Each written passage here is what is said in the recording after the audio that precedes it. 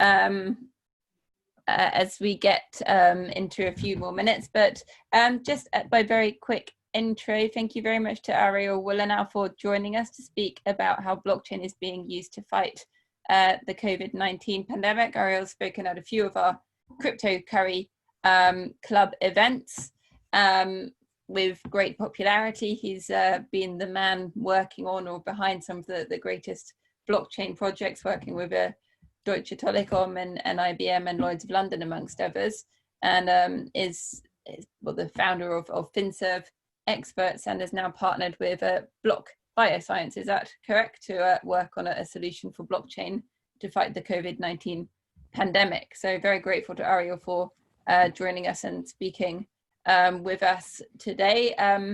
Just a few points. There is a Q&A function at the bottom of your screen. So at any time, if anyone's got a question for Areiel, if you scroll down towards the bottom of your screen, there's a black bar with a Q&A function on the right-hand side. Anyone can at any stage ask any questions in there.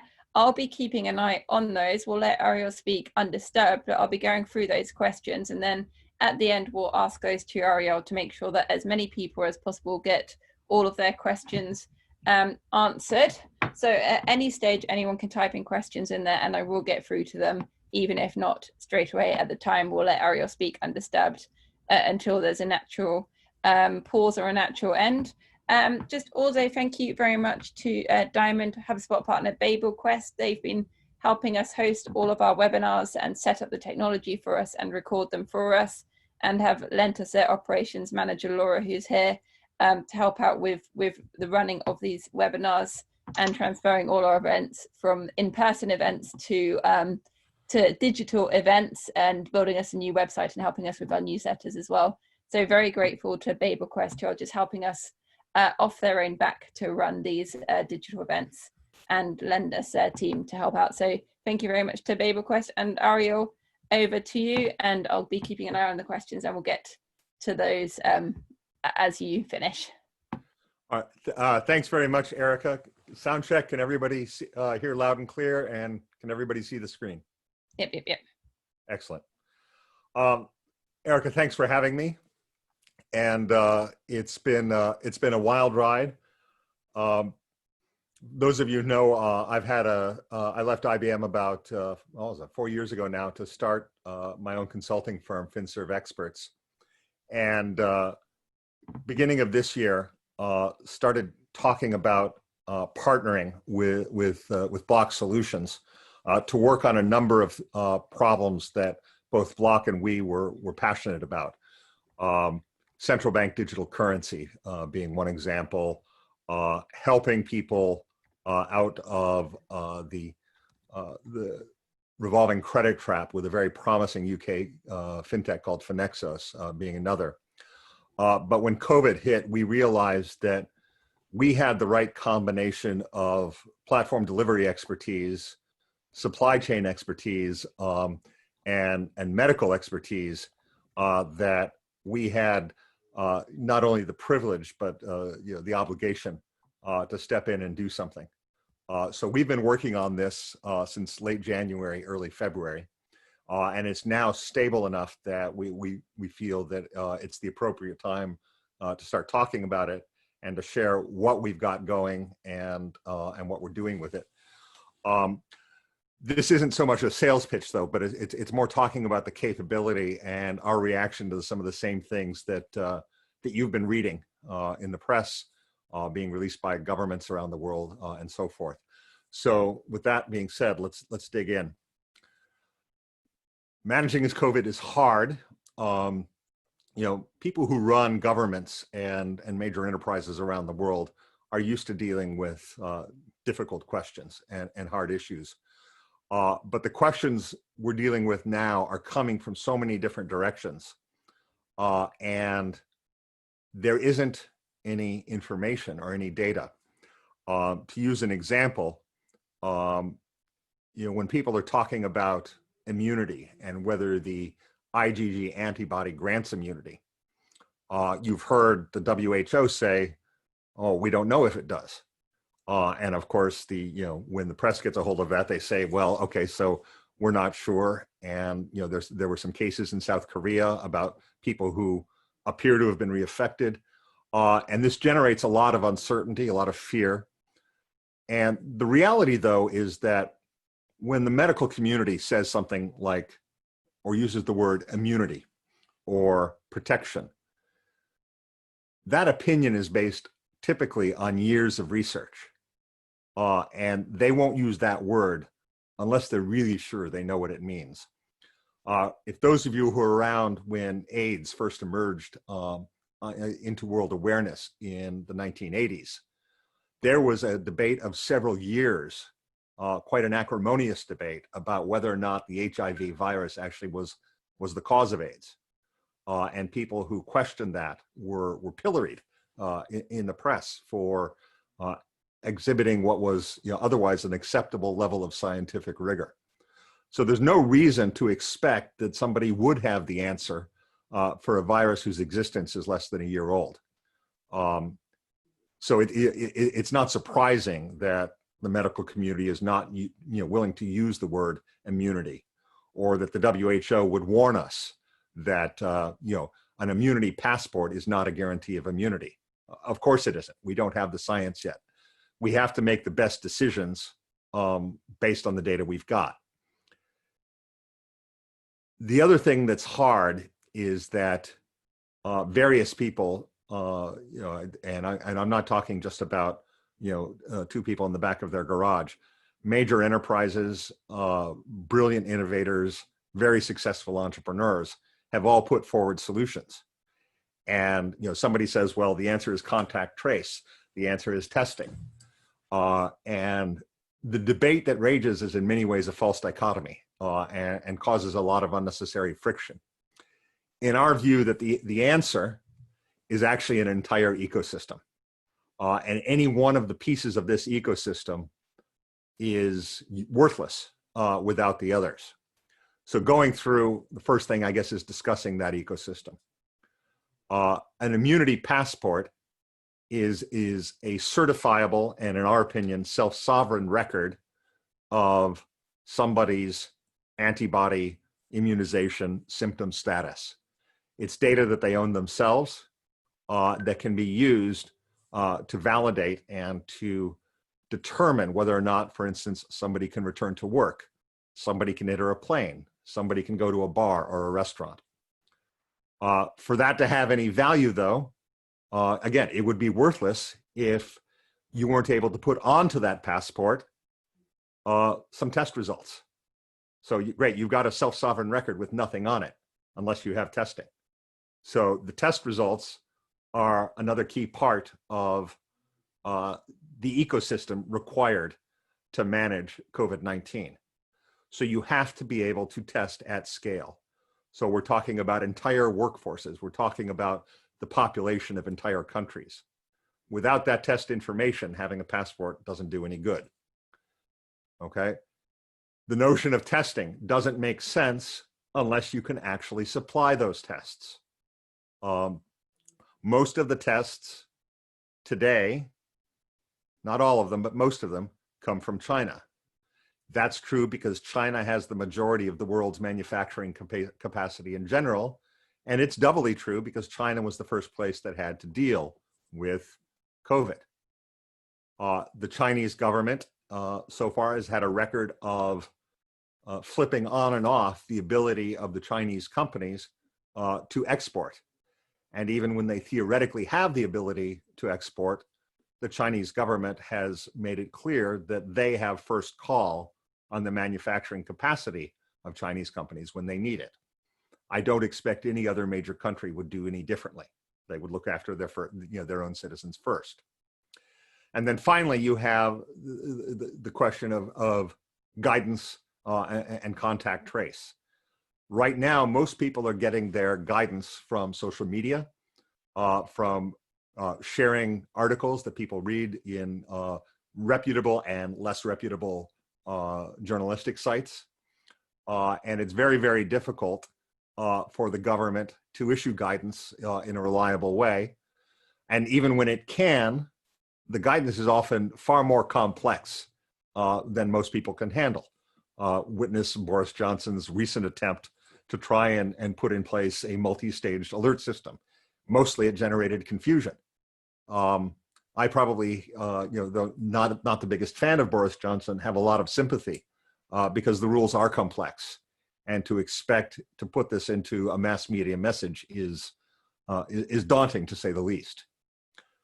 The last piece of the ecosystem then is having all this data, having all the passport, the testing, being able to produce the tests and the guidance, is the question of how do you get that guidance to people, and how do you make the right decisions as decision makers about when to open bars, when to open hotels, how many people let onto public transport, where are the tests going, what areas don't have enough tests. Okay, if there's a batch of tests that prove unreliable, how do you find where other tests from that same batch are and make sure that people aren't using it to make the wrong decisions? What kind of tests do you give? Which kinds are accurate? Which kinds are not accurate? What are the various purposes? All of these questions are things that have to be juggled. So the answer has to be an ecosystem. So what we've tried to do is put in place a framework that's not only a technology platform, but that full ecosystem. So that's, so I want to walk through what the pieces of that ecosystem are. And because this is the crypto curry, also to talk about where blockchain plays a role. There is nothing that, that's part of this ecosystem that you couldn't do with traditional technologies. Okay, that's absolutely clear. Blockchain provides shared records. There is messaging and synchronization that could do that. Blockchain provides immutability. You can make a traditional database immutable as well. The reason blockchain is very, very useful is because a lot of the problems that people have been trying to solve with blockchain for the past 3 or 4 years are exactly some of the problems that we face in delivering this ecosystem. So we can leverage a lot of the work that's been done in the blockchain industry around supply chain, around self-sovereign ID, and get a leg up and deliver something very fast. And delivering something very fast is really what we need right now. So to that being said, because we need to go so fast, there's a limit on how much we want to innovate. I am normally a big fan of doing new things, of doing things that haven't been done before. It's what motivates me. It's what makes me want to get out of bed in the morning. But in this case, we need to deliver something that works, and we need to deliver it so fast that one of the decisions we made very early is we weren't going to try anything that had been done before in at least some level of success out in the world. So we need to be able to query data without actually sharing that data. So we don't create a centralized database that the government can use to create a surveillance state. So for that example, we actually looked at a solution that the government of British Columbia used to let people into bars. They had a serious problem several years back where bouncers at bars and clubs who were letting young women into those clubs were just reading the data off of their driver's license and stalking them. So, to get into a club, somebody would have to show their driver's license or some other ID, and the bouncer at the door could see their name, their address, their age, all of this very personal information. So what the government did is they piloted a program that put an app on people's phone where the app could show an attestation of your status, and all the bouncer needed to see with this app was, should you let the person in the door or not? So they just, it was a very simple app that when you tried to go into an establishment where alcohol was being served, all the bouncer saw on their app was a green check or a red X. They don't need to, they don't need to actually know any of the details like your name or where you live. They just need to know whether to let you in the club. So we use some of the design thinking around that. Self-sovereign identity and being able to make decisions. We also looked at a pilot that the government of Canada did with the government of Denmark, where they actually used self-sovereign ID to make immigration decisions in the same way, where you would not necessarily have to show your passport or share other identifying information for somebody in an airline or in a border control to decide whether to let you in the country. With analytics and using machine learning, we took a page from what IBM has done with Watson around diagnostic assistance. So in this instance, what you can't do is replace doctors for many, many reasons, but one of the key ones is accountability. A doctor may use a computer to aid them in research, but the responsibility for making a diagnosis has to remain with the doctor. Well, you've got an artificial intelligence program called Watson that IBM runs that can do research on symptoms at a scale that a single individual, however talented or gifted, could never do. So a doctor being faced with a set of novel symptoms that they did not know how to diagnose could receive suggestions from Watson on what the case might be. And the suggestion will be based on reading thousands and thousands of journal articles, more than any one physician could read in their lifetime. They don't replace the physician, but they provide the physician data that they could never get on their own to make better decisions. And then finally, in the case of provenance, being able to understand where the testing machines for the labs and the test kits for the homes are coming from, we took a page from Everledger, which is a UK-based startup that had the first real blockchain production solution, which is tracing the provenance of diamonds from mine all the way to ring, helping track down diamond smuggling, forgery with simulated diamonds, theft, blood diamonds, etc., by having a secure supply chain all the way through. So every piece of this ecosystem that we're putting together, or indeed that anyone should put together, to my mind, if you're going to go as fast as we're going now, there have to be these kind of reference points, or it's just too risky. So talking about the principal actors in this ecosystem, we start with the member, which is the person you care about. And we use the term member because it's generic. Governments will care about their citizens. Large enterprises will care about their employees. Hospitality will care about their guests. Transport entities will care about their travelers. Okay, so member is the generic term for somebody, somebody who is engaging with the organization, the org, that is putting this ecosystem in place. The agents are the people who are making the decision, at the coalface. These are the people who are saying, should I let this person on the train? Should I let this person into the bar? Can I let this person return to work? They're also the medical care professionals that are doing the testing. So anyone who's interacting with the members is an agent.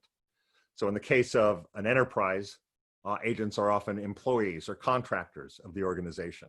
In the case of a government, they might be government employees, but they also might be empowered people from private industry.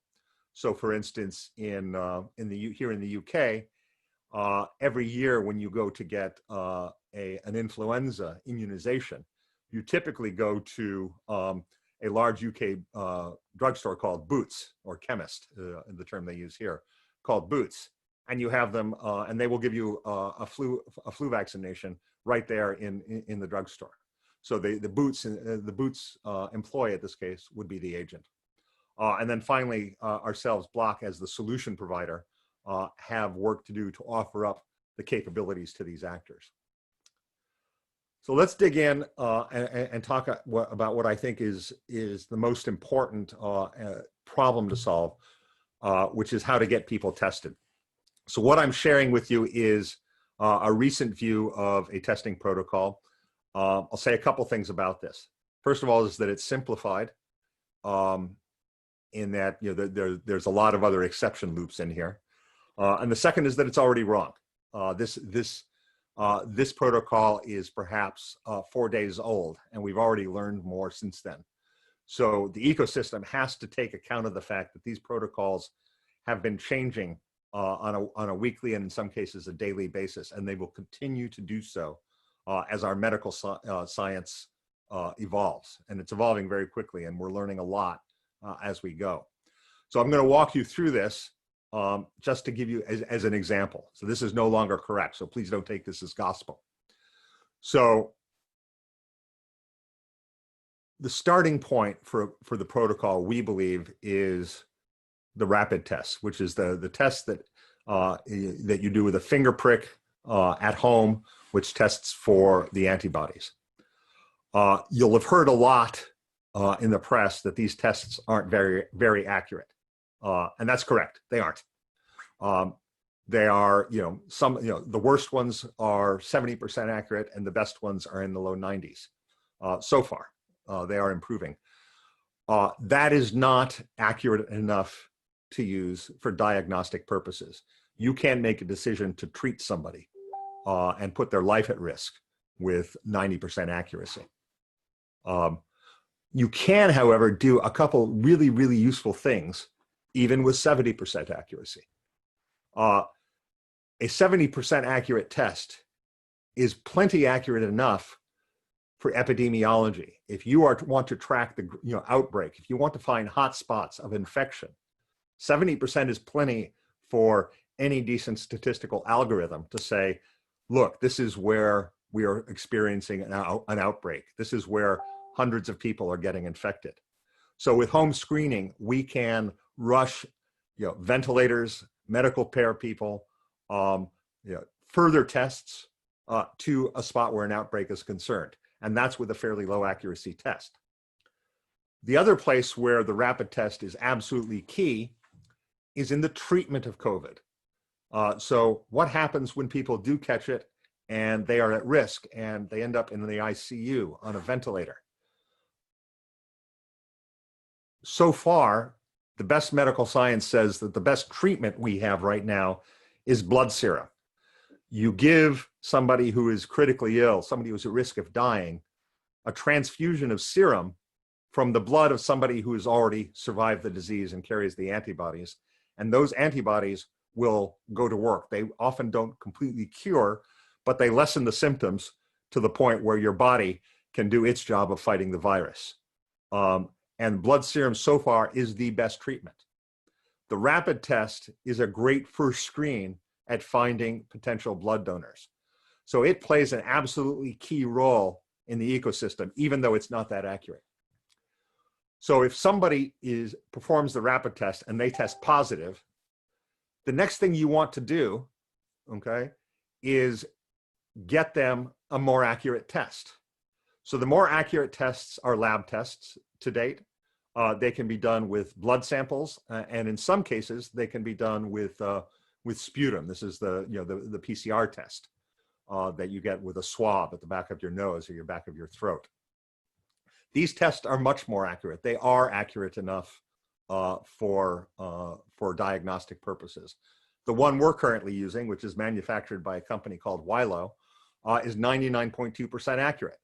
Okay, and we have a secure supply chain for those, but they will never approach the scale that you can get with the rapid home test. So you need to decide, you need to triage. You need to decide who to give the accurate tests to. And so our view is that you give the tests to somebody who has tested positive for the antibody. And if they are a key worker, if they're working in a hospital or with the police, you get them tested right away. Otherwise, you can confirm that they are clear of symptoms for 7 days, and then you test them, okay? If somebody runs through the high accuracy lab test and they carry the IgG antibody and they've been clear of symptoms for 7 days, they are likely immune to COVID-19, okay? Likely is all we can say. As I said, immunity is a word that the medical community will use after years of research. Likely immune is the best we're going to do right now, okay? If the infection is confirmed or if they remain at risk, then they stay home.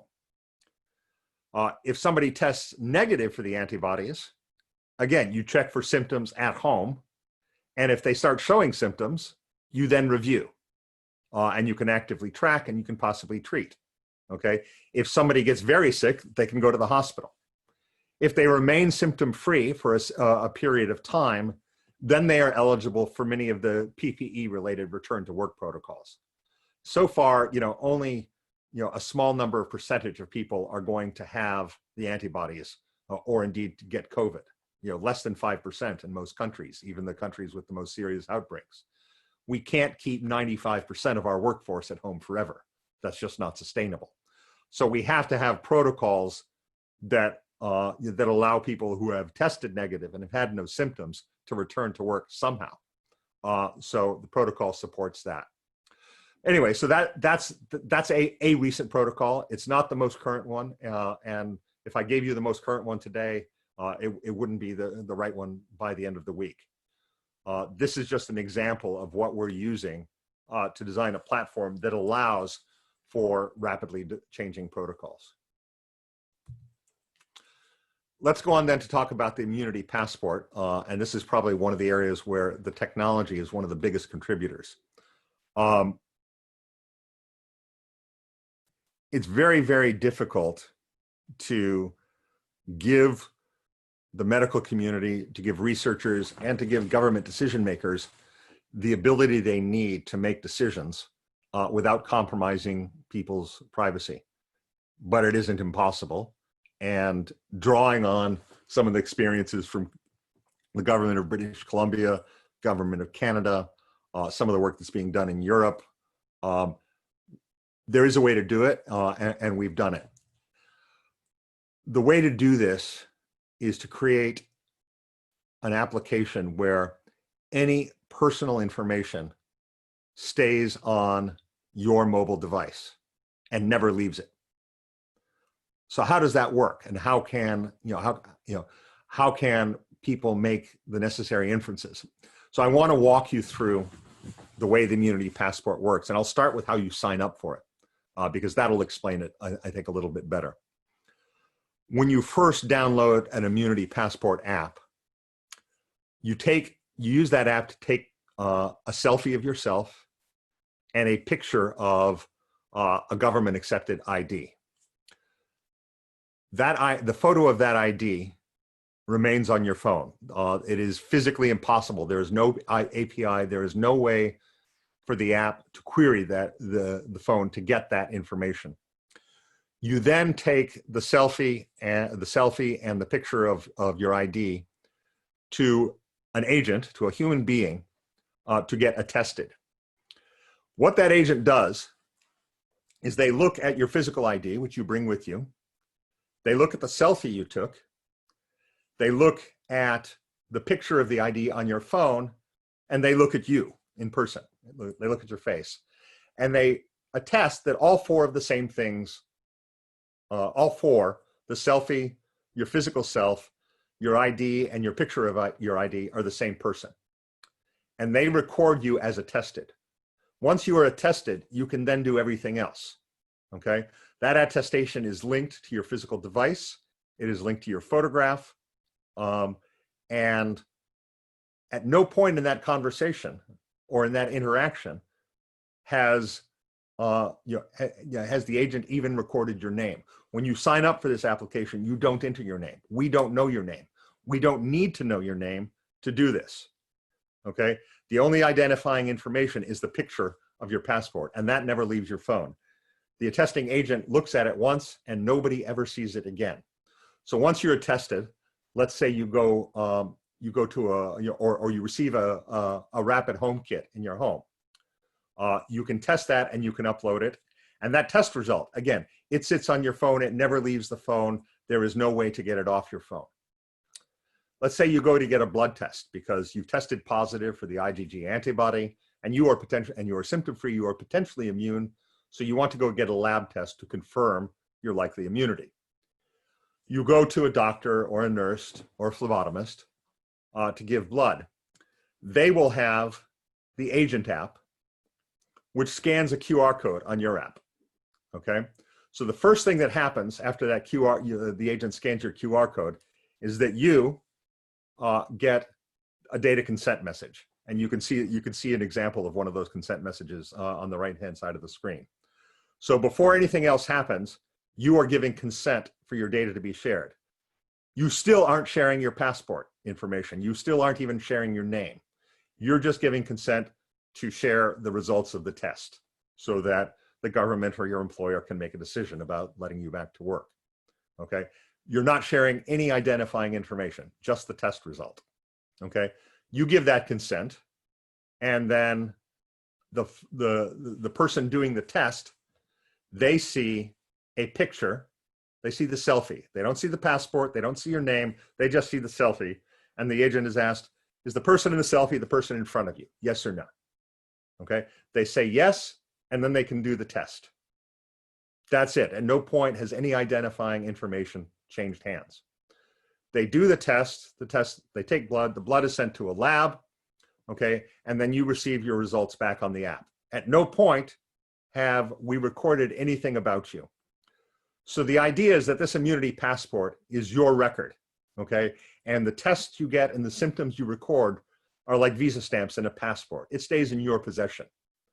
They own, so you as an individual own and control your own data, and it never leaves the phone. It is impossible. So when we roll this out in production, we will have an independent auditor come and actually walk through the code and confirm what we're saying. That no, there is no way to get any of this data off the phone ever.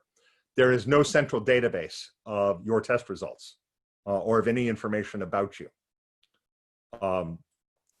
So the passport is yours and remains yours, and the data is yours and remains yours. So that's great. How can governments, scientists, researchers do what they need to do if all this information is sitting on your phone? How can somebody decide whether or not you are either never been infected or already immune to let you into work or to let you onto a plane? So I want to go through some of the most common things that decision makers need to do and explain how they work so you get a sense of that. So let us suppose you're an epidemiologist, and what you're trying to do is identify infection hotspots or growth of immune communities. What you can do is you can look at the symptoms in aggregate. So we don't have any information about how John Smith was tested, but we do have information about people being tested in geographic regions, okay? And you as John Smith have given your consent to share the results. The results are completely anonymized. The most strict guidelines on de-identification, on anonymization of data, are from an organization in the US called CMS. We exceed those. So we make sure that we are sharing the data in a truly anonymous way, and epidemiologists can use that anonymized data without having to know anything about John Smith or whether or not he has antibodies. How can people use use data that never leaves your phone to do risk management and to give you guidance so that it's safe for you to return to work? What happens here is very similar to the case of somebody walking into a bar. So if I'm an employer, I can query the phone of my employees to say, is this person okay to return to work given the current protocol? And remember, the protocols can change every day. But given the current protocol, can this person return to work? Now, by US law, and I believe by UK law as well, I can't actually ask, do you have COVID? That's private medical information. And I, as an employer, it's actually illegal for me to ask that of you. Now, that hasn't stopped people from doing it because we're in panic mode right now. But eventually, case law will settle and people will realize that asking somebody if you have COVID is against the law. Certainly in the US, probably in the UK, and in other countries as well. But I can ask, are you okay to return to work given current government guidelines? Now, answering that question requires data that you're not allowed to ask. But if I answer that question on the phone and just return the green check or the red X, then I can get the information I need to make decisions without violating your civil liberties and without breaking the law. Okay. Likewise, I can use a combination of querying the individual test results on the phone and the anonymized data to start making some very, very smart decisions about how to deploy my tests. So we have a supply chain. We know where the tests are. We know where the tests aren't. And because of the growth of the hotspots, we know where they need to be. So if there's supply chain shortages, this gives us the ability to be flexible and to say, there's a surplus of tests here and more tests are needed there. The next way that this can be used without violating any civil liberties or sharing data is around giving guidance. So if I'm the government, I want to be able to give guidance to people to say, you are clear to return to work, you need to stay home, you need to check your symptoms, you should go into a lab test, okay? But nobody wants to give a government a central database. So what I can do is I can send the master guidance out, and your phone, which remains in your possession, can use the data on the phone to make sure that you get the right subset of guidance. So if I send the guidance out to each phone with every possible state, the phone can use the data that's on the phone to make sure that the person using the phone receives the right guidance. So again, I can give you advice without needing to know anything about your individual status. So the last piece is the trickiest, which is this notion of contact trace. So contact trace, for those of you who haven't heard the term yet, is the ability to basically find out if somebody has COVID, who they've interacted with. So I could find out where the immunity is spread, who's got this. Very, very difficult to do this without putting in place a surveillance state. One of the reasons that China has been relatively successful in shutting down the pandemic in Wuhan as quickly as they did is because their notion of the trade-off between safety and freedom is very different than ours. It's a different set of values. So the Chinese contact trace system, which we reviewed and understand the architecture of very well, is effective because the government can mandate that you keep a record of everyone you've talked to. In many cases, the Chinese government was already doing this for political reasons. That's it's part of how they choose to run their society. So extending that surveillance capability was not a difficult stretch either intellectually or technologically for China. Well, we don't want to, or most of us anyway, don't want to implement that kind of capability in our own countries. So doing that is hard, and the uptake of contact trace solutions has been very low as a result. So we could just say, you know what, we don't like it because it implements a surveillance state. But there's an inconvenient truth, which is that it works. It's very effective in finding and tracking down and shutting down outbreaks before they exponentiate. So we felt in designing this solution that we needed to provide a level of support for contact trace when a given society, elected, to implement such a capability on behest of their government, on behest of their own leaders. We didn't feel like we wanted to play judge, jury, and executioner.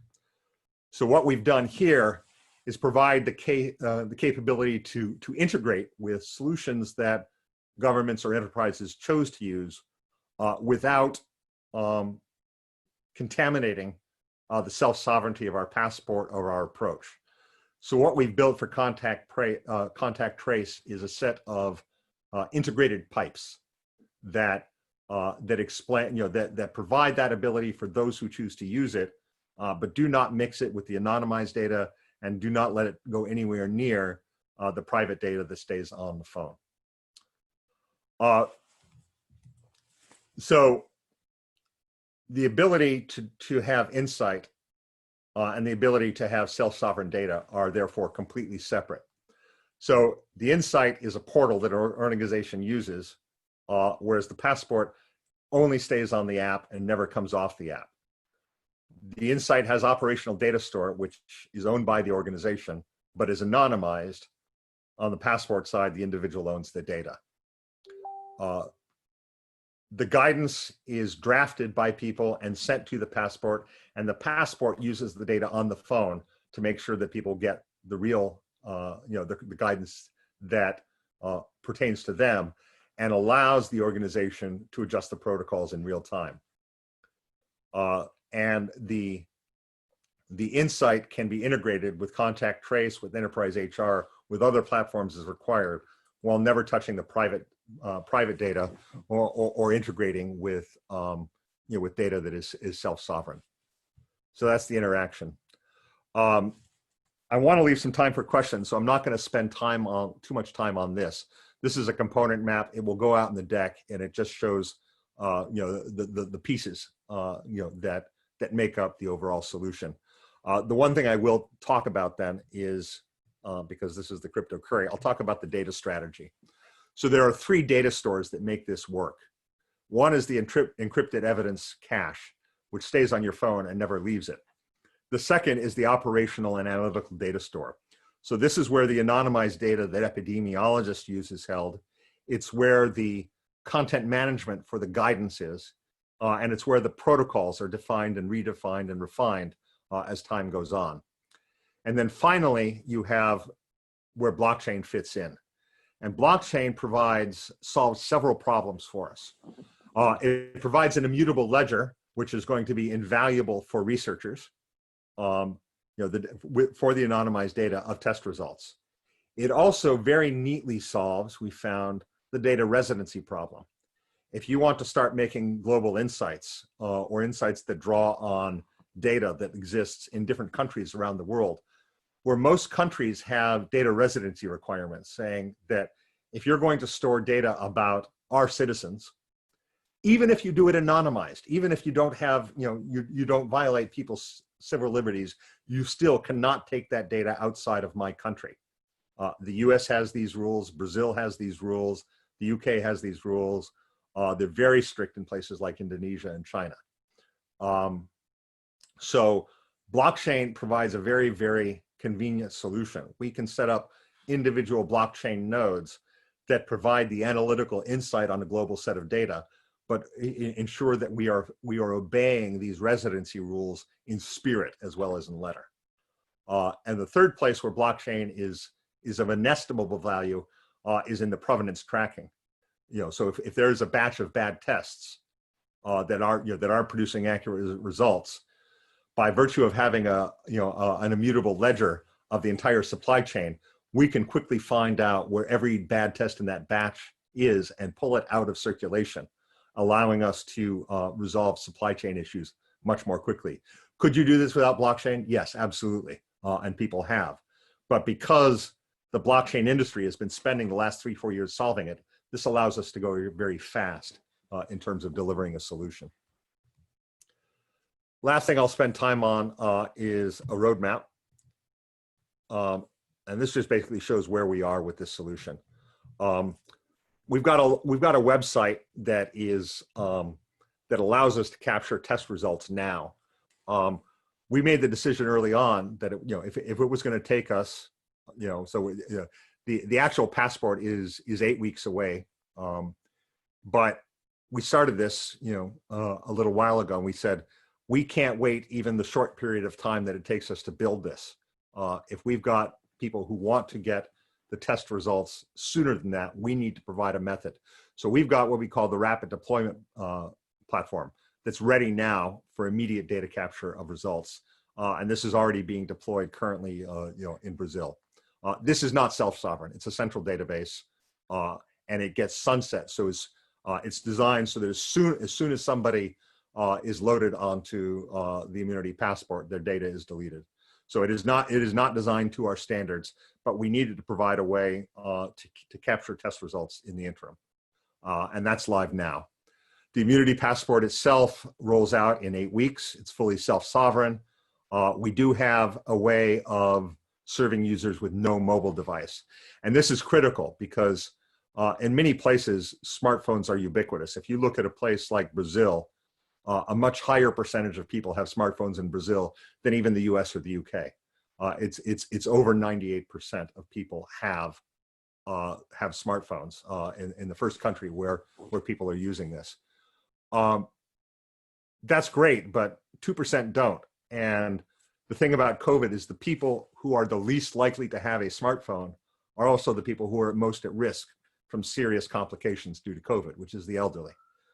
So it's not good enough to say, yeah, we cover 98% of people. We need a solution, and we do have a capability of running this in a kiosk mode for people with no mobile device.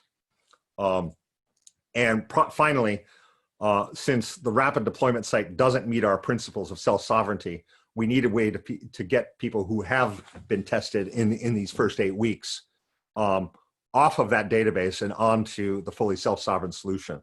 So if you're using the rapid deployment platform, we give you a redemption code. And as soon as the app is live, you can download the app, upload the redemption code, and your data gets deleted. The beta, which will be 4 to 6 weeks after and is already in design now, will implement the blockchain. It will support the loss or upgrade of your mobile phone, and it will support external APIs for people who want to use this data to manage things using analytical tools they may already have. Full production needs to scale to 100 million users or more, because we're talking with some very large countries that are looking to use this for their entire populations. It needs to provide the full supply chain provenance that I described, and at this point, we will be making the data available to researchers, to the scientific community, to universities, to medical groups, so that they can start using their AI and their machine learning capability to help in the fight to actually vaccinate and possibly even treat COVID better. So that I've gone a little bit later than I wanted. We still have 15 minutes left for questions. So Erica, over to you.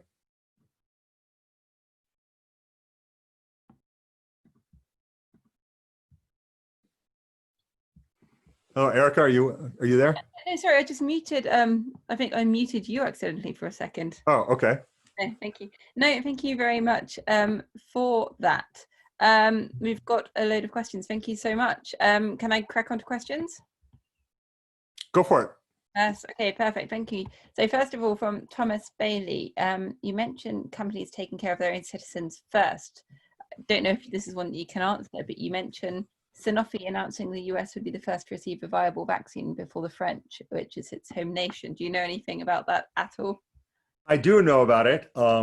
Given the, so France and the US are historical allies. France was the US's first big ally during the revolution. There's a long and very close relationship. But like many familial relationships, people tend to express their love through abuse. I thought it was a very interesting decision for Sanofi to do that. I assume that whether it was, that decision was driven possibly by commercial or by relationship driven. So if Sanofi is relying on capabilities that are US based, this may be their way to get the solution live quickly. And I don't necessarily think that, that I am in a position to speak pejoratively. There might be some very good reasons to do that, but it was certainly a politically brave decision. Cool. Thank you. Next question from Catherine Balk. Are the antibody tests specific to COVID-19 or are they general to all coronaviruses? It's a great question. Antibody tests look for antibodies by looking at a sequence of proteins that exist on the antibody. An antibody is one of the largest, most complex molecules. You don't look for the entire molecule. You find a certain piece of it and say, can I find this particular sequence of proteins? Different companies making antibody tests will choose different proteins to look for somewhere on that chain.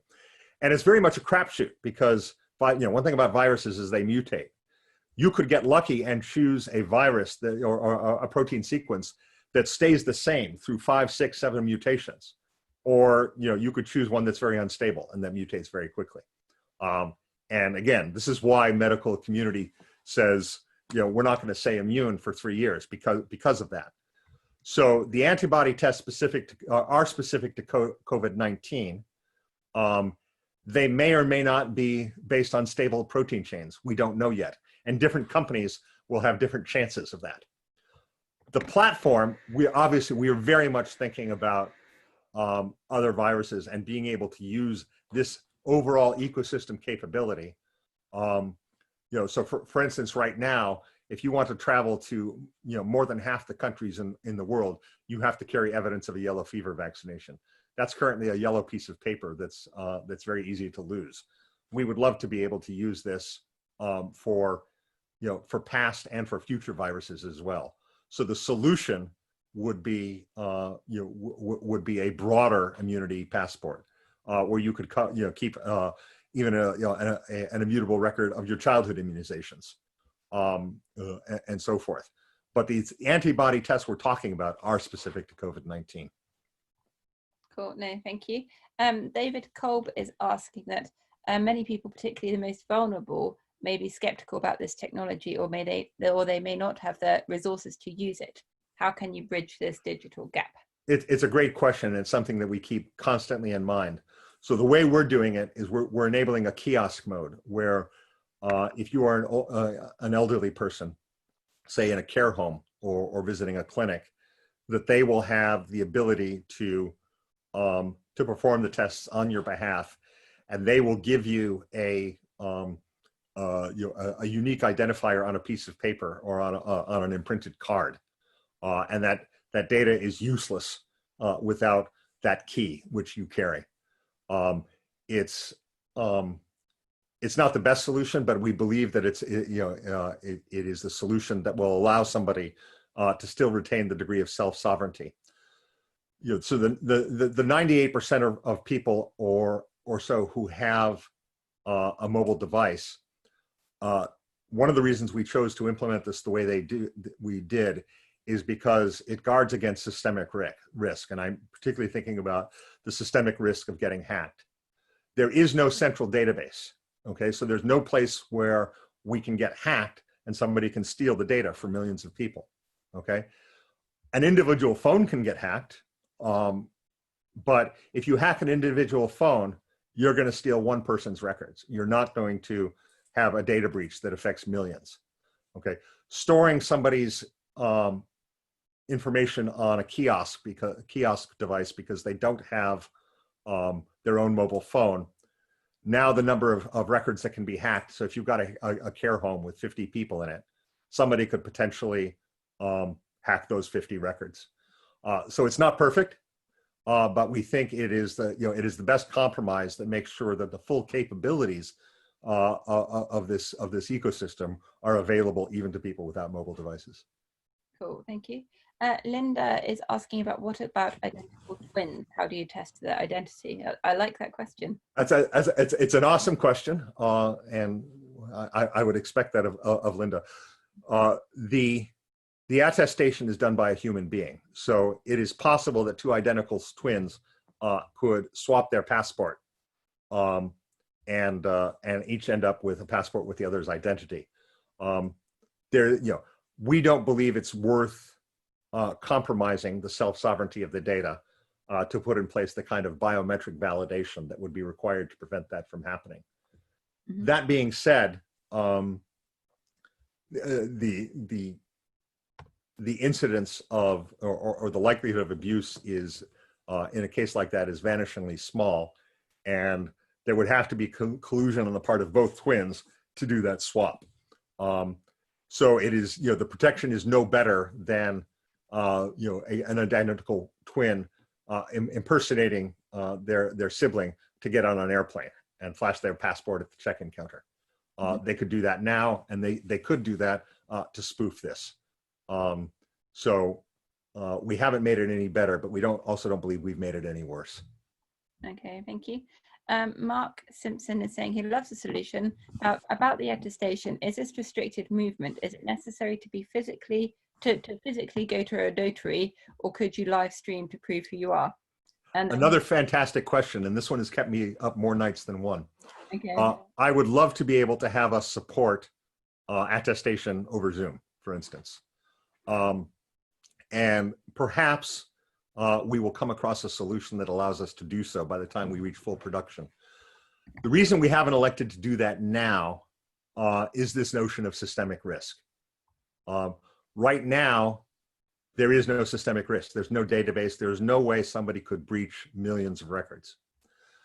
The moment I set up, even an encrypted pipe in Zoom, where somebody could potentially hack into my video stream, I think we could be pretty clever about keeping that secure. And I think even if somebody could tap into the video stream, they would then have to figure out some kind of OCR to pull the data off the passport, because all they would be doing is flashing their passport. But even then, it's compromising what at this point is a very, very pure self-sovereignty solution. And I'm not going to recommend that we take that extra step until we have something that we are 100% confident doesn't introduce systemic risk into our solution. Would I like to get there? Yes. Do I have some ideas? Yes. Are there any I'm comfortable enough to endorse yet? No. And Mark or anyone else, if you think you have the answer, by all means, get in touch.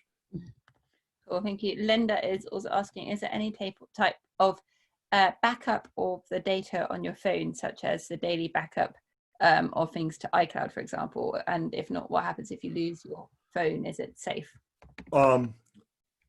The answer is I'm not sure yet. I mean, so one very easy way that we can solve the how do you transfer your passport if you lose your phone or if you upgrade to a newer phone is to use the native backup capability in both iOS and Android to move your passport across. Before we sign on the dotted line and say this is how we're going to do it, we want to understand the full security implications of doing that. So right now, the default, until at least for the live trial for this first stage, is to say, since we only want the live trial to be the first 8 weeks, and then we'll go to the beta and then production. For now, we'd say, what, it's better to say, if you lose your phone, go get retested for a short period of time. We will eventually, by the time we go into production, have to support a lost or upgrade phone, or it's not a sustainable solution. But before we back a horse and say phone backup is the way we're going to do it, we might decide to go down a guardianship where you empower a trusted member of your family. I mean, there's 5 or 6 different ways of solving this within the self-sovereignty community, and we're not ready to back a horse just yet. That is certainly one of the most elegant ways. We just want to make sure it's secure enough. Cool. No, thank you. Robin Fairless is asking, how granular is a user location that is sent out? So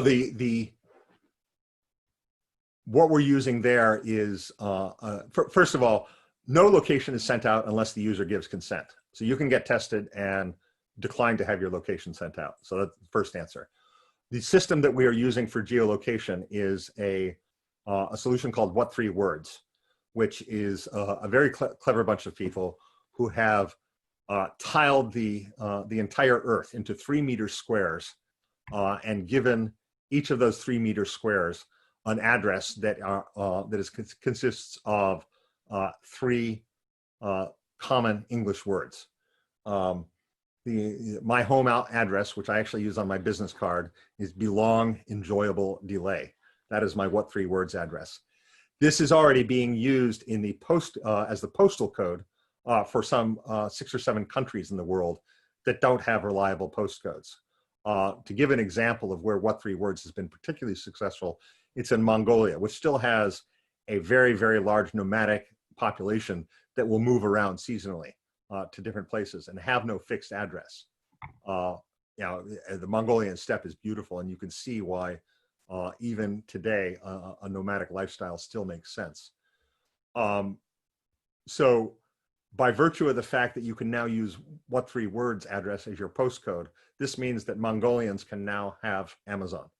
So it's game changing.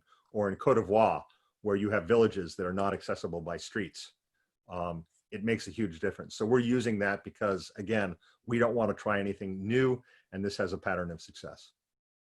Cool. No, thank you. Mark Simpson is asking if you're speaking to the UK government, and it feels a lot more robust than the proposed solutions that are being built and procured. So take that as a compliment, I'm sure. I can't go into too much detail about this, Mark, but let me answer both of your questions. Are you speaking to the UK government? Yes. This feels more robust. We agree.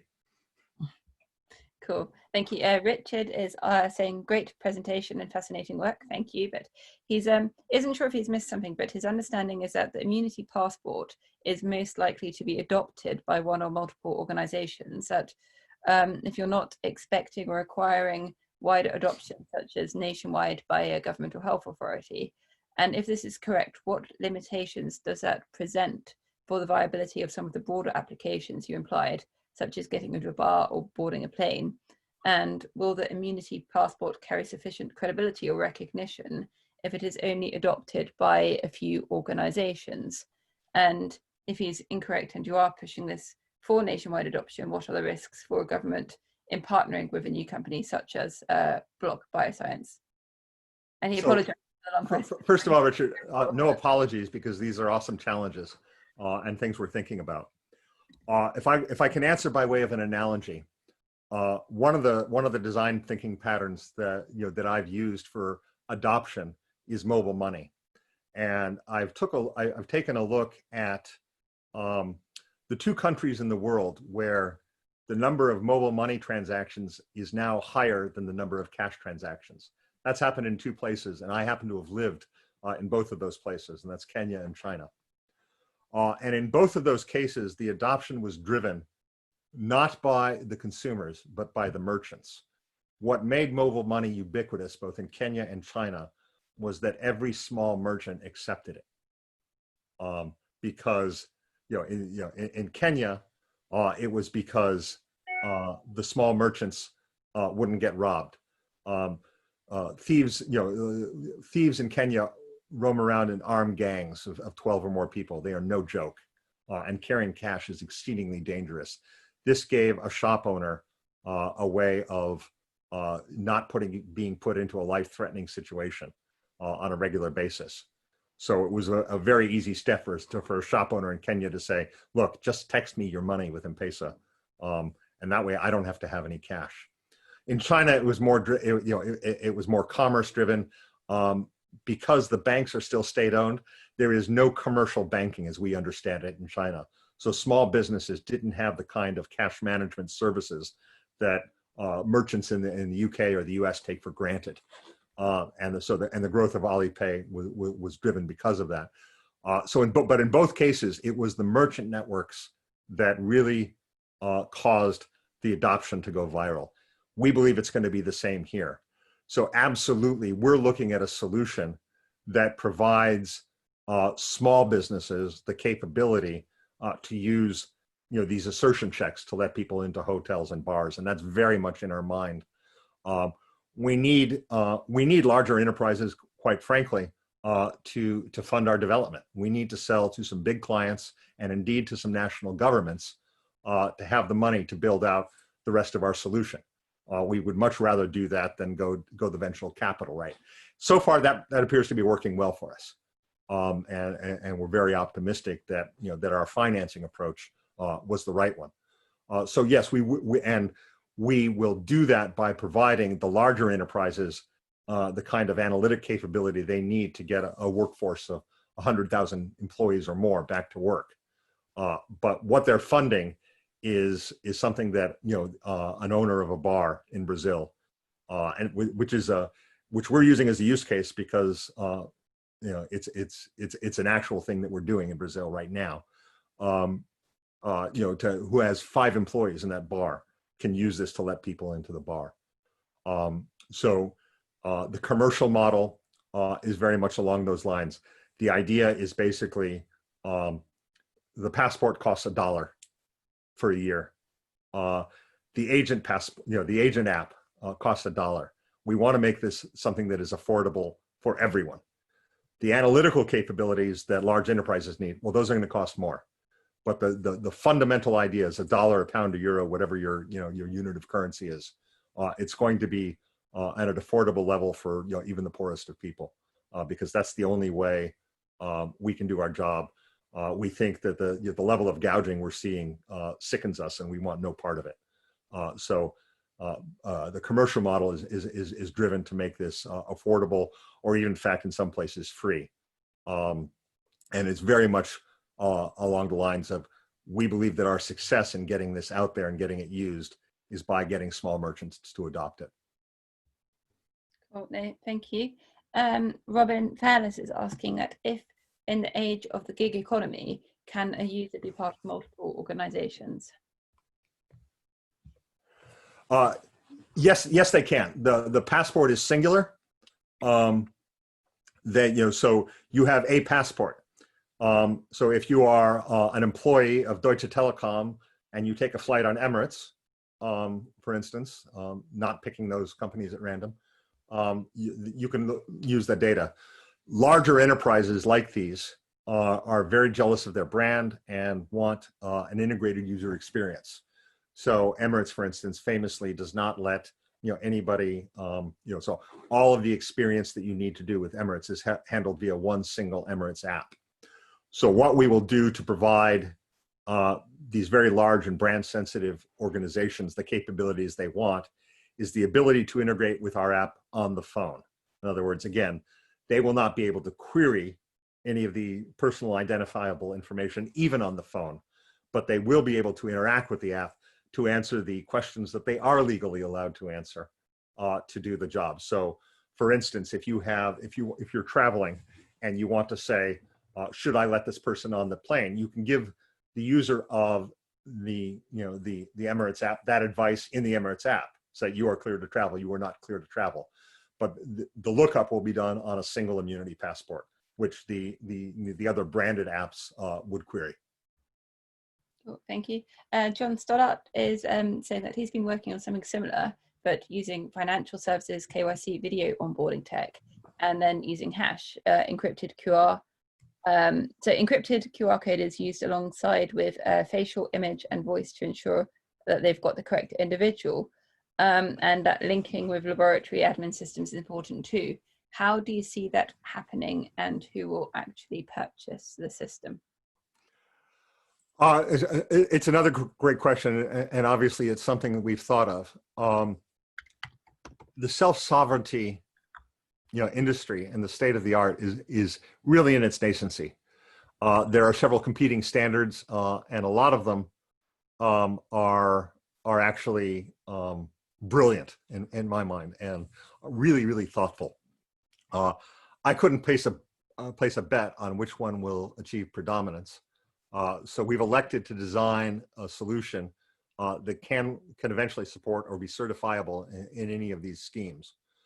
Once we place a bet on biometrics or on, again, how we support lost phone, we constrain ourselves. We will have to place those bets. I am guessing that eventually we will need to support some form of biometric validation. I don't feel yet qualified to have an opinion on which one to choose or on how to do it.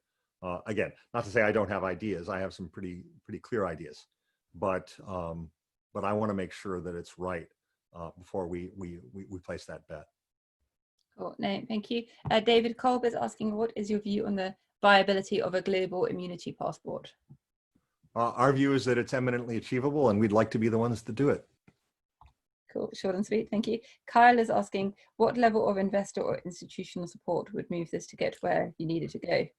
Our strong preference is to get the funding through doing business rather than by equity fundraising. We believe that is a sustainable model, and we believe that we think it's a great business because we can offer this capability at a price that is not gouging, at $1 a year per person, and the cost of building it is noise in comparison. What makes this work is adoption. If we can get this adopted rapidly, it is a hugely viable business model and not one we need to seek equity investment for. So that's our focus. Cool, thank you. Somebody is asking, what is the underlying tech that will be leveraged with the immunity passport? Well, so I've given some of that that information. I'm not going to divulge all of it. I'm not going to give away our secret sauce. Blockchain plays a key role. We are not a zero knowledge proof solution using the technical and academic definition of what a zero knowledge proof is. We're not doing the the stochastic modeling around zero knowledge proof, but we're clearly using zero knowledge proof principles to say you can answer a question without having to know the reasons and get a tested answer that you can trust. Clearly, we're going to be employing machine learning in our analytic capability. We are employing end-to-end encryption even for the anonymized data. We are employing compliance solutions to make sure that we're GDPR compliant, to make sure that we're HIPAA compliant and CMS compliant. We're employing a mix of technologies to ensure. But as I said, we're not actually doing anything new, and that's a conscious decision because we need to go fast. You can go new or you can go fast. In my experience, you're not that successful if you try to do both at the same time. Cool, thank you. Mark is asking how one can protect data sovereignty with quantum computing coming online, and you've mentioned phones being hacked. So again, prior to starting this, my firm FinServe Experts was actually developing capability in quantum resilience. So this is something that I could do an entire 1 hour curry on. These are some really, really Teflon coated ideas. Even with a degree in applied maths, it's hard for me to understand. But the short answer is we can't. So again, what we've opted to do here is to solve the quantum resilience problem by saying, there is no target to be hacked.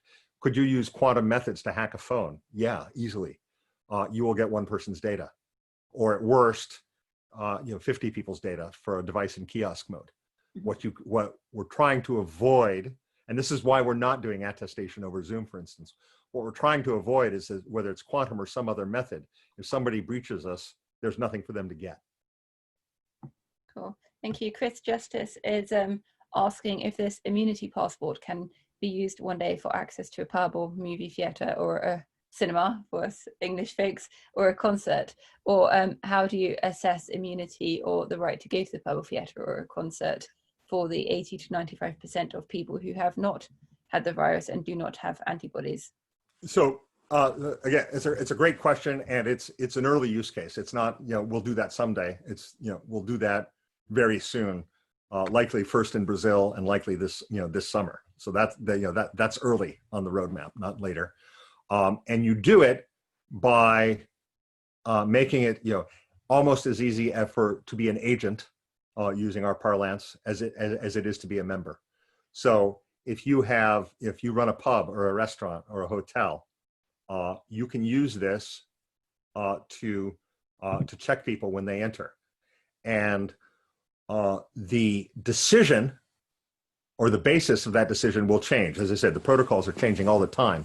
But one thing that's clear: there is a protocol, in pretty much every country right now on how to let somebody in or give somebody access when they test entirely negative, have never had never had any symptoms, never had the antibodies, could be at risk of infection, so given that even in the worst places in the world, we're talking about 5% of the country, you need a protocol that supports the other 95%. So what we have to do right now is to make sure our platform is flexible enough to allow people to construct protocols and to change those protocols on a regular basis. So far, all the protocols we've seen address what to do about the 95% and the conditions under which you let them into a bar. So as long as we keep up to date with those protocols, the pub owner and the restaurant owner will be able to use our solution to let somebody in. Cool. No, thank you. Somebody is asking if you've considered custodianship and guardianship, such as several people in a family sharing one phone, like a child, for example. Yes, we have. Short answer. And as I said, we're looking at several of the ways that we can make compromise on the a self-sovereignty compromise to support a lost or upgrade phone. Guardianship is one of the things that we've looked at as a solution to that. and again for use of shared devices. The multi-factor authentication for going into a pub or a bar is the phone plus a selfie. So the selfie won't work if it's on somebody else's phone, because we have we'll be able to say the selfie is was taken by this phone, and if you just you send that selfie to someone else, it won't work on their phone. So a family won't be able to use a single phone with 4 different selfies on it, and the attestation doesn't work that way. Could we in the future support a guardianship model with shared devices? Yes, we could do that. Could we use a guardianship model as a way of as one of several possible methods for a lost or upgraded phone? Yes, we could. So we haven't placed a firm bet on that. We want to understand the guardianship scenarios better and the risks they propose before we put that stake in the ground. Fred Parker-Hobbs is asking, what is the competitive landscape for this technology? If multiple solutions emerge, do you expect interoperability?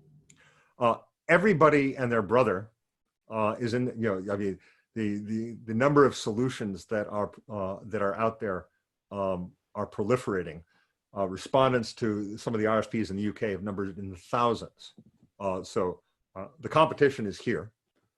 We think we have several notable differentiators.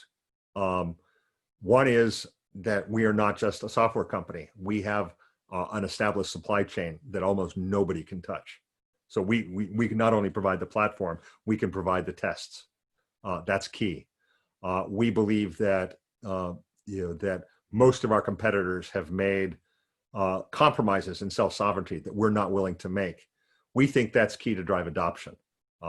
The contact trace solution in Singapore, notably, has failed in adoption, even in a country where following the rules and following the government is a cultural norm, which, again, I've lived in Singapore and it is a cultural norm.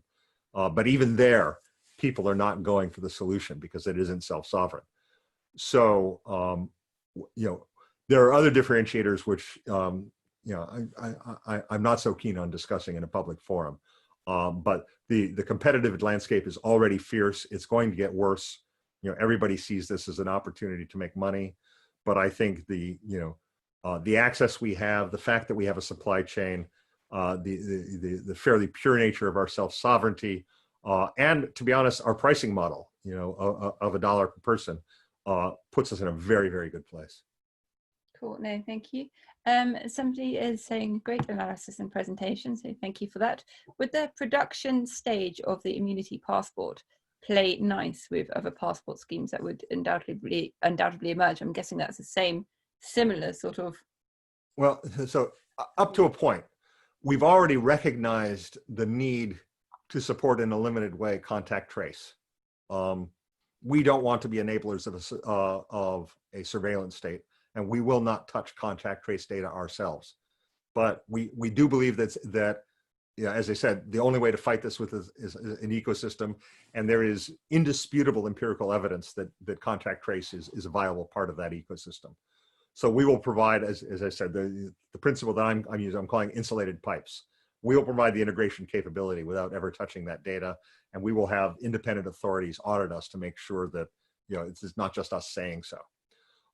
The other place where we will directly cooperate is the one I already described. When we're working with governments or enterprises who want to include the capability of the passport within their integrated user experience, we will do that in a model so long as those companies and the apps being put forward by those companies and those governments query the data on the phone using questions they're legally entitled to ask that don't compromise self-sovereignty. Cool. No, thank you. Richard is just asking very quickly where you got your lapel pin from. I'm guessing it's a UN SDGs one from. That's right. This is the color wedges on here represent the United Nations Sustainable Development Goals, which for those of you who know me from my FinServ Experts days, we were very, very key players in financial inclusion and recycling and sustainable circular economies. So we're very passionate about the UN SDGs, and they make a difference. And the financial inclusion work that I've done to date is the thing that I'm proudest of in my career. So absolutely thrilled to wear this. Where I got it, you actually go to there's an online store in the UN where you can buy the pin. Cool. I'm sure you'll share the link with us to email out to everyone later. Sure. Olga is saying that there have been some data published recently that several countries have conducted antibody testing on a sizable population sample, but that the percentage of positive results has been fairly small, albeit tests haven't been 100% accurate. Given that tests are more or less accurate and reliable, does this imply that either immunity was not developed or that individuals have not had the virus? And can passporting lead to some discrimination or privileging based on not having or having immunity? The short answer is yes, it can, and it worries us a lot. There's another social outcome that worries us even more, which is people having COVID parties and intentionally contracting the disease so they can get the antibody and go back to work. We've actually retained a behavioral economist on our staff to help us map those very, very turbulent waters. So I think this is a really valid concern, and it's something that we have to be very careful. I think the answer is twofold, but it revolves primarily around the guidance you give to people. Okay, if the only way to get back to work is to have the confirmed immunity and a passport that says so, you're going to get some very, very risky and behaviors that are going to put society more at risk.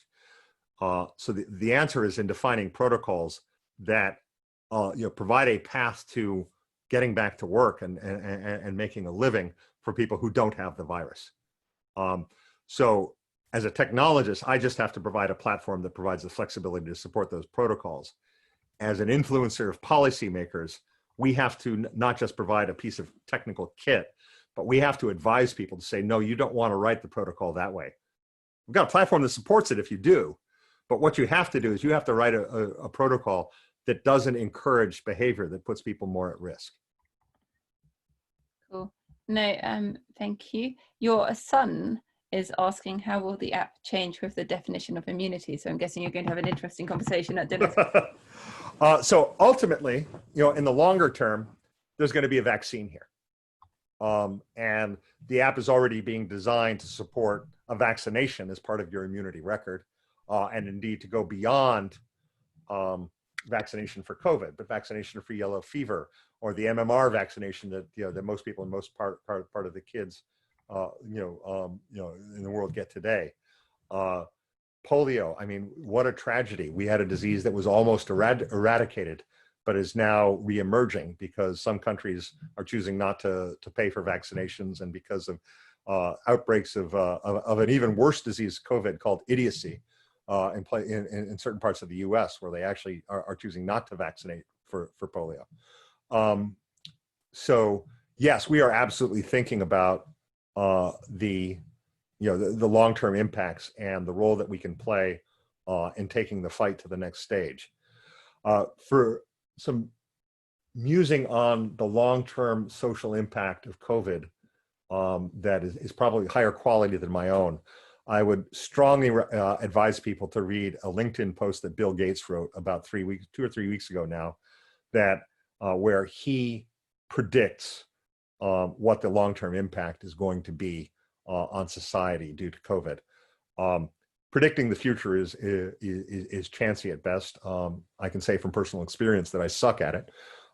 Bill Gates has a better record than most, both as a commercial leader of a major organization and then as a leader of the world's largest philanthropic foundation. He's gotten things right way more often than most people do, including the world's inability to cope with a major pandemic. So very, very highly recommended reading to further understand the impact of COVID on society. Robin is also saying that currently drivers have half a dozen various pay and display parking apps on their phones. as different car parks use different parking apps? And is there a risk that something similar might happen with immunity passport? Yes. Every establishment wants a different one. Yeah. So again, the risk of fragmentation is a very real risk. If you want to look at a horrible warning or place where it's gone very wrong, look at mobile money in Indonesia, where there are over 60 different payment apps, none of which have critical mass, where merchants have to have whole banks of point of sale devices to make a living. So again, this is something that is very, very very much on our radar. What our view is, again, is we want to drive adoption by making this extremely inexpensive to use, by providing a set of capabilities that even the owner of a small bar or restaurant has no problem deploying, and by getting it out there as these timelines that you see on the roadmap. They aren't the normal amount of time you would want to do it. You would want to do this in, and getting it out there quickly, I think, is the best way we can avoid that kind of fragmentation. Cool. No, thank you. Olga is asking if there's any consideration for kids passporting, since they're only likely to have a phone when reaching a certain age, or are they out of scope being in a low risk population? So obviously we are considering. So in many cases, the age at which kids get phones is getting younger and younger, and that's and it's far younger in Brazil than it is in the UK, for instance. But nevertheless, and there was another question about guardianship. We are looking at that. I'm not going to tell you we have an answer for it yet, but it is something that by the time we get into full production, we absolutely need to support. All right, cool. Okay, thank you. Fred Parker-Hobbs is saying, thanks for your answer. And if you've got a view or solution for interoperability in the event that another successful solution emerges, you've already mentioned that a bit, but I guess the question is, would you be willing to partner? So do I have a view or solution? Yes, I do. I'm not interested in sharing it at the moment. Fair. And somebody is saying that, what about the agent that testifies or validates a member that's onboarding info or validating the ID, and who's accountable for them? No, and this is an important thing. And again, we've tried to design a model for interaction that's elegant. So one of the things that, so if you are drawing blood, for instance, or evaluating a test, you have to be qualified to do that. So currently, in many countries, the people who are allowed to draw blood, you have to be a doctor, a registered nurse, or a phlebotomist, okay? If you are running one of these very sophisticated CLIA or ELISA assay machines, okay, you have to be a qualified lab tech, and you have to be trained on that specific machine in that specific assay on that machine. So we are using the same attestation capability to do that. So a doctor who wanted to sign up as an agent who had a qualification to draw blood would get their medical qualification attested in the same way that a member got their passport attested, following a very similar process, using the same capability, using the same self-sovereignty. So the platform will support the attestation of agents with specific qualifications, as well as just general agents. So we're using, we're eating our own dog food and using our same attestation engine to onboard the agents as well as the members. Cool. No, well, that's the end of the questions now, and I'm conscious we've taken up an hour and a half of your and Laura's time. So thank you so very much, Areiel. That's been amazing. I've learned a lot, got a lot of notes. A few people have asked if you'd be willing to share the slides. Yes. Perfect. So if you can send them to me, then I will email out tomorrow the recording link of this and the slides. In the meantime, Areiel, thank you so very much for all of that and for answering all of those questions, and to everyone who asked all of the questions. We'll let you get back to your evenings. Now, one favor / requests from me: if anyone has enjoyed this or found value in this, if anyone would be willing to share praise and lots of superlatives about this webinar or any of the other Crypto Carry webinars on LinkedIn or any other social media, or with anybody that you know, we'd be hugely grateful. It really does help spread awareness of them and helps us get some great speakers and attendees as well. So if anyone would be willing to spread word about this on LinkedIn or social media, I'd be so grateful. But in the meantime, Areiel, thank you very, very much. And thanks again to everyone who's asked questions. And there's been a couple more people just saying thank you, thank you, thank you. So yeah, well, I'll send an email out with all of those links tomorrow. And I'm sure Areiel will be happy to answer more questions in due course. Well, thanks back at you, Erica, for first of all, organizing it so efficiently and making it so seamless. But thank you even more just for giving me the opportunity to share. I'm hugely grateful. No, and thank you. And just a huge thanks. I know Laura's listening in the background, but she's Laura from Babel Quest, the HubSpot team, has been hugely helpful in basically doing everything tech-wise for these webinars. And she's given up her evening as well to help out on this. So very grateful to Laura. Yeah, and Erica, can I ask in return, you send me a transcript of the questions? Oh, I don't know if that's possible. Laura? Yeah, I think I can pull them out. Okay, if you could, thank you. Do I need to do anything for that, or? No, you don't need to do anything. Cool, yeah, okay. Thank you very much. No Excellent. problem. Thanks, guys. Take care, everybody.